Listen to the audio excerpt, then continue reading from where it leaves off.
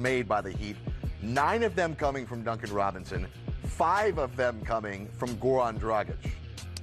I just want to quickly mention here, before we forget about the Orlando Magic in the event that Miami puts this one away, Terrence Ross has 35 points tonight. He's hit 8 of 10 from downtown. Right. Terrence Ross came into this game over his last 3 games, averaging nearly 26% shooting on 45% from three-point territory.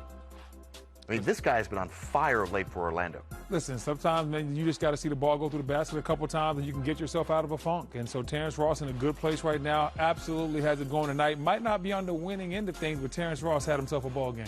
Yeah, I mean, when you look at the three-point shooting tonight, just in that game itself between himself and Duncan Robinson, those two guys put on a clinic in shooting three. The thing about it, these guys are getting these shots up quick. They're not getting their feet set. They know the defense trying to chase them off the line, but yet they're still getting time to get set and let it go. Well, not a good night here for the bottom of the Eastern Conference playoff race, and we'll see if the Wizards tonight, who still have an outside chance of cracking the top 8, will take advantage of both Brooklyn and potentially Orlando here losing. But this one not over just yet. 116-111. Duncan Robinson's been the story tonight. He's got 9 threes, scoring 27 points. Back out from three-point territory. You see right there getting to the 3-ball corner pocket. That time he was covered, but it really didn't matter. I love the fact this guy knows where to be on the court, runs to open space, knows how to use screens well, comes off the Olenek screen. And this was the really impressive one, because you don't see him getting many off the bounce like this. You see more of his threes coming in this type of variety where defenses lose track of them. Great screen set by Bam. Duncan takes the dribble handoff, gets to another 3.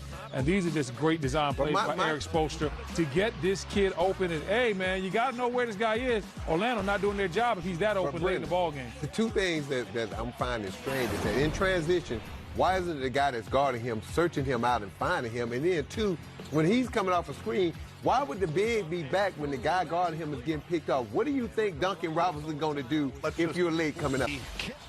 All right, let's take another look at this here. Aaron Gordon, who's a good offensive player, tried to force that one in the corner. Where was Terrence Ross in this play, guys? Well, it seemed like he was coming off a down screen, and Jimmy Butler fought through the screen and denied him the ball. And that's where Terrence Ross, you got to be greedy, Brendan. You got to make sure, you got to hold off, you got to step on his foot, you got to use some tricks, but you got to get the ball because you made 8 threes. And that's the difference you see a lot of times between good players like Terrence Ross and superstars in these situations. Superstars find a way to get that ball. They're going to get the ball. Because if they don't get that ball, when they go into the locker room after the game ends, they're throwing chairs, they're breaking televisions. You get me the ball in these type of moments. If I have to push off, kick off, get an offensive foul, they're going to get the rock because they understand that they have the best chance to make things happen. As you heard Eric Reed say at the end of the telecast, big win for the Heat, considering what else happened tonight in the Eastern Conference. The Raptors were idle. The Bucks win, the Celtics win, the Pacers lose, and the Nets lose. Okay, so now the Heat are 3 games ahead of the Pacers in the loss column for the 4th spot, and just 3 games back of the 3rd place Boston Celtics, who are going through a whole bunch of injuries. Yeah, the Celtics are definitely going through a lot of injuries, and the Heat right now, they're doing a good job of making sure they stay in that top 4. I'm sure they'd like to work their way up if possible, but I like the Heat in that, and I do too. If you're the Heat, you may want to stay there because Indiana done had some health problems. Yeah. You got to believe Victor Oladipo, even if he plays, he's not going to be right with all the time he's missed. Brogdon went down. He's maybe nicked up.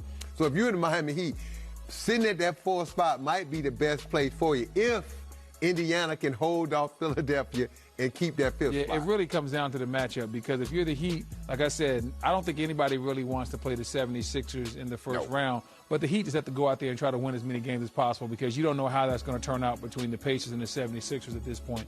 That could go either way. Before we go back out to live looks, excuse me, Sam, before we get back out to live looks, including a good 4th quarter finish between the Bulls and Minnesota, let's get back to Miami, where Duncan Robinson hit 9 threes, scored 27 points, and then talk with the Jack Show, Jason Jackson.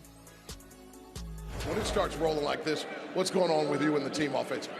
I just try to be aggressive, do my job. My teammates encourage me to shoot. Coaching staff encourages me to shoot, so I just try to go out there and just be aggressive.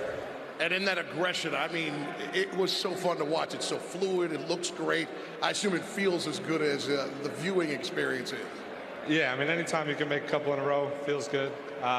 Even better, you know, when you got this fan base behind you. So you know, it just means a lot to being here and just finish off this homestand with a win.